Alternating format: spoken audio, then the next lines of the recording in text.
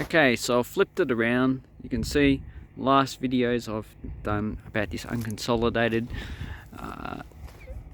gravelly clay, or clay gravel, whatever you want to call it. I'll say it's called a gravelly clay because it's got some gravels, but it's mostly clay. And if we go around, it turns to yellow. So that's an older 420 million year old deep creek formation. And as you can see, it's actually starting to fall. But if we come back to this outcrop here, this is artificial, but it's been, so you've got a drill hole there, but it's been removed quite a long time ago, because here you have a lot of eroded material. So where we have the actual blue outcrops, look, bluish color, that's fresh material. It hasn't been weathered.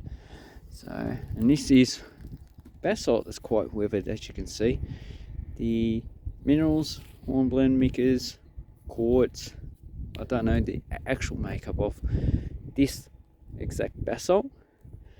It has weathered, pretty much it's starting to weather the clay, so it's in between clay and the actual original material.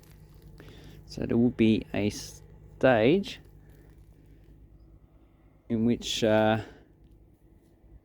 different stages in which this mineral turns into different type of product. So this is probably montmorillonite clay it's turning into, generally what the basalt turns into. And as you can see, this wherever rock here is starting to be leached of probably magnesium, and other heavy elements, and a lot of the iron is staying in place. So that's why it gives it a darkish colour, a brownish colour. And a lot of volcanics have probably been percolated into the rock, because you do have a lot of plants on there. And organics does change the colour to a darker type of soil. So this is where you need to be careful, because this is very unstable. As you can see, it's fractured and it's starting to actually flake off and break off.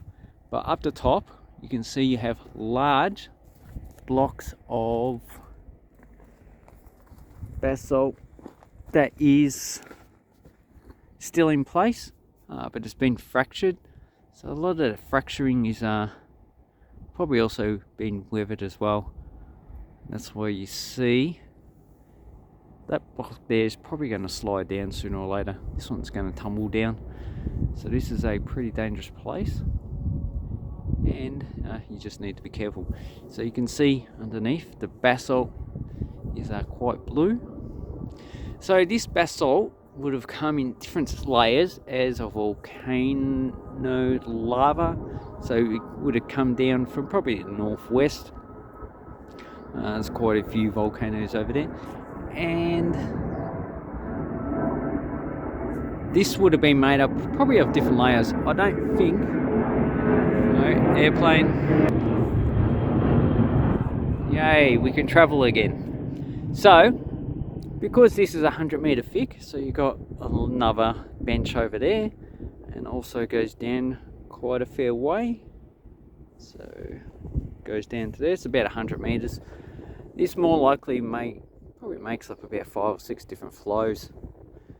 Sometimes in the rock you can actually see the top of the soil. I don't see any here because of the erosion that's already gone on, but in a fresh outcrop you could probably see a soil. It's actually developed on top of the actual rock, so this eroded material would have been like in a vein as a soil. Then another lava flow would have come and covered that. So sometimes you can see the actual flows. Sometimes you can't, because the actual flows probably like a few days, a few years over top, and the soil did not get a chance to develop. So that's a nice beautiful basalt outcrop. Pretty dangerous, so just be careful.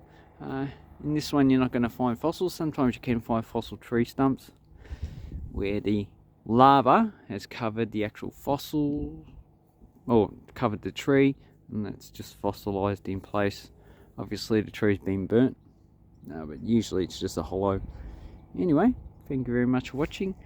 Let me know what you would like to learn about basalt outcrops, because there's quite a few of them around here.